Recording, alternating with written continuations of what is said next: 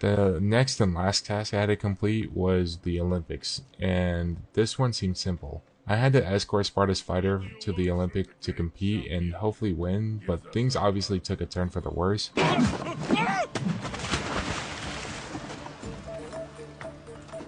Surely he can swim.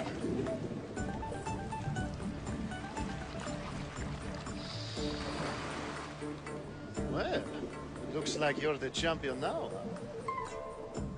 This kind of pissed me off, not because this made the game longer, but more of I had to sail for the longest time to get over to him, and then also another 10 to 15 minutes of just watching the boat float in the water over to Elise. But after everything went down, the responsibility fell onto Alexios, which I just had to win hand-to-hand combat against like 3 or 4 fighters before facing the champ. And honestly, the champ wasn't even that bad either, and I ended up winning and taking the crown. And this marks the end of the Olympic questline, and this also gives us a trophy as well.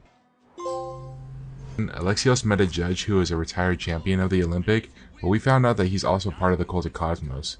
So after the ceremony of the Olympic at the end, I rushed over to assassinate him before he made it to a fort where he had more security.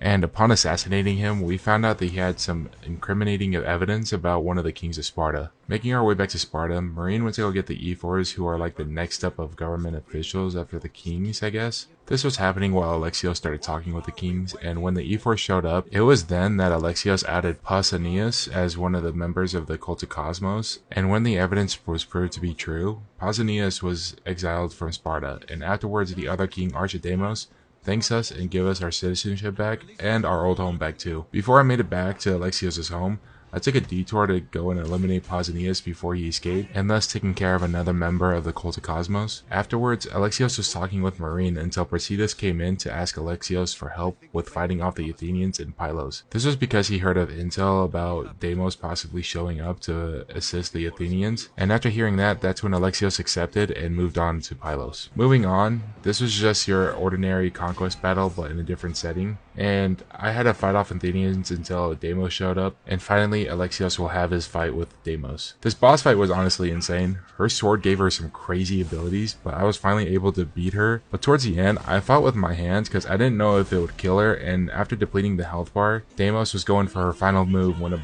burning tree falls on top of her, in which gave me the choice to either leave her or help her.